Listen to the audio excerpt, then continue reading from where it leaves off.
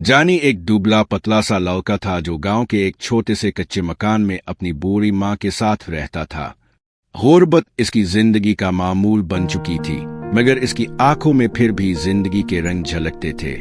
वो रोज मजदूरी के लिए करीबी कस्बे जाता, शाम को थका हारा वापस आता और माँ के साथ रोटी खाकर जमीन पर ही सो जाता। जिंदगी कठिन जरूर थी, मगर जानी ने कभी शको ना किया। इसके चेहरे पर हमेशा मुस्कुराहट रहती, जैसे वो दुनिया के सब दर्दों को नजरअंदाज कर चुका हो। मगर एक रात सब कुछ बदल गया। रात के पिछले पैर जानी के पेट में एकदम से शदीद दर्द उठा। वो बिस्तर पर लौटने लगा। पसीना इसके माथे से बह रहा था और आंखें दर्द से सुर्ख हो चुकी थी। माँ घबरा गई। इसने फौरन पानी पिलाया, पर दर्द कम होने की बजाय बढ़ता गया। वो कुछ ना कर सकी, सिर्फ दुआएं पढ़ती रही।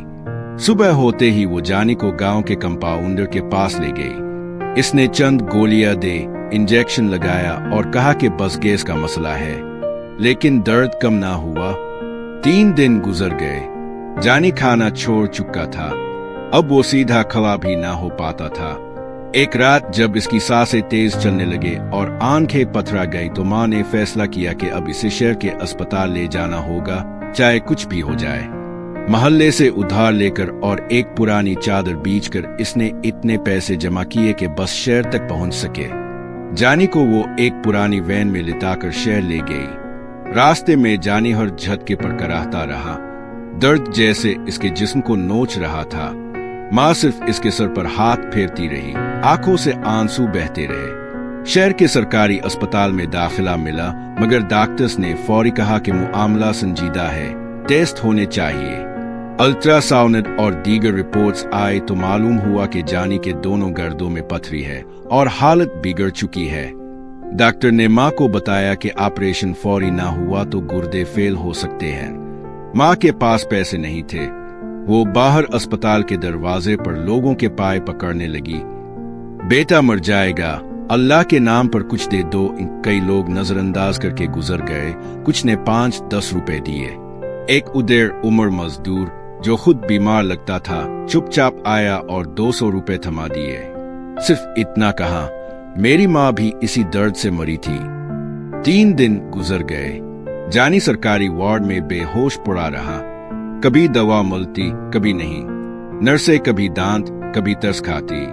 माँ रात को जाग कर दुआ करती, सजदे में गिर कर रब से फरियाद करती, आ अल्लाह, मेरे बच्चे का दर्द मुझे दे दे, इसे बचा ले।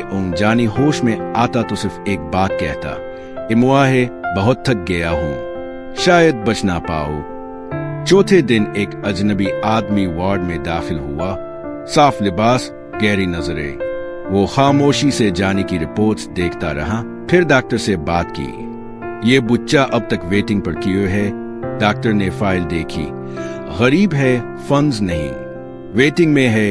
इस आदमी ने मुख्तसर सा जवाब दिया, वेटिंग खत्म करे, खर्चा में दूंगा, अभी ऑपरेट करे। वो बगैर अपना नाम बताए चला गया। इसी रात जानी का ऑपरेशन हुआ। जब आँख खोली तो माँ की गोद में था। चेहरे पर कमजोरी थी, मगर दर्द कहीं पीछे रह गया था। वो मुस्कुराया और बोला, इमुआहे, दर्द चला गया। माँ ने इसके माथे को चूमा, आंखों में आंसू और लबों पर दुआ थी। नहीं बेटा, दर्द तो अब भी है। माँ के दिल में कि तुझे ये सब झेलना पड़ा। चंद दिन बाद जानी को अस्पताल से छुट्टी मिली। इस अजनबी को ढूंढने की बहुत कोशिश की, मगर वो जैसे हुआ में तहलील हो गया था। सिर्फ इतना पता चला कि वो शख्स हर माह एक मरीज का खामोश इलाज करवाता है, किसी को नाम बताए बगैर। जानी गांव वापस लूटा, मगर वो पहले जैसा ना रहा। अब वो मजदूरी करने नहीं जाता था, बल्कि करीबी अस्पताल में सफाई की छोटी सी नौकरी कर ली थी। रोज वो उन मरीजों के करीब बैठता जो दर्द में मुब्तला होते। उनके सरों पर हाथ रखता, पानी पिलाता, उनके दर्द की कहानी सुनता और अपनी सुनाता। वो कहता, मैं भी यहाँ से होकर आया हूँ, हारना नहीं, दर्द के पार एक नई जिंदगी है। माँ हर रोज इसे दुआ देती।